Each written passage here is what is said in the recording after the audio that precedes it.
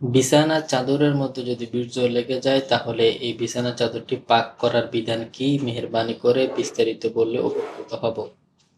বিছানার চাদরের মধ্যে যদি কোনো নাপাকি লেগে যায়, বীর্য, পেশাব ইত্যাদি, তাহলে এটি পাক করার ২টি পদ্ধতি রয়েছে।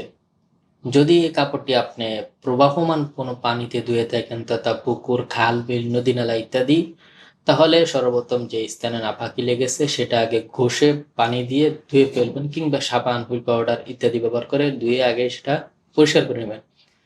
এরপর এই কাপড়টি পুকুরে কিংবা নদী-নালা, খাল-বিল প্রবাহমান পানিতে এই কাপড়টি ভালোভাবে ভিজিয়ে ধুয়ে ভালোভাবে চিবে নিবেন। এমনভাবে নিংড়াবেন যাতে করে ফোঁটা ফোঁটা পানি পড়া বন্ধ হয়ে যায়, এবং এর ভিতরে যদি কোনো নাপাকের গন্ধ, আঁচড় ইত্যাদি না থাকে তাহলে এটি পাক হয়ে যাবে ইনশাআল্লাহ।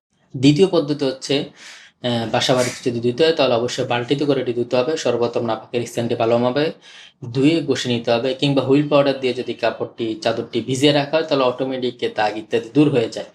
অতঃপর ১ বালতি বা যতটুকু পরিমাণ পানি নিলে কাপড়টা, চাদরটি পরিপূর্ণরূপে ভিজে যায়, এই পরিমাণ পানি নিতে হবে। এরপর বালতিতে এই চাদরটি ভালোভাবে ভিজাতে হবে। এরপর ভালোভাবে নিংড়ে নিতে হবে যাতে ফোঁটা ফোঁটা পানি না পড়ে।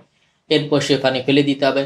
আবার নতুন করে পানি নিতে হবে। সে পানিতে আবার চাদরটি ভালোভাবে চুবিয়ে নিংড়িয়ে তুলে নিতে হবে। এরপর আবার নতুন করে পানি নিতে হবে। তারপর আবার চাদরটি ভিজিয়ে ভালোভাবে নিংড়াতে হবে যাতে ফোঁটা ফোঁটা পানি পড়া বন্ধ হয়ে যায়। অর্থাৎ মোট কথা ৩ বার পানি পাল্টিয়ে ৩ বার ধুতে হবে। তাহলে কাপড়টিও পবিত্র হয়ে যাবে, যে বালতিতে ধোয়া হয়েছে বালতিও পবিত্র হয়ে যাবে ইনশাআল্লাহ। মোট কথা, পুকুরে বা খালে ইত্যাদিতে যদি কাপড় ধোয়া হয় তাহলে ভালোভাবে একবার ধুয়ে নিংড়ে নিলে কাপড়টি পবিত্র হয়ে যাবে। আর বাসাবাড়িতে যদি বালতিতে ধোয়া হয় তাহলে ৩ বার নতুন করে পানি পাল্টিয়ে কাপড়টি ভালোভাবে ৩ বার নিংড়িয়ে নিলেই, এবং ফোঁটা ফোঁটা পানি পড়া বন্ধ হওয়া পর্যন্ত নিংড়ালে সেটি পবিত্র হয়ে যাবে।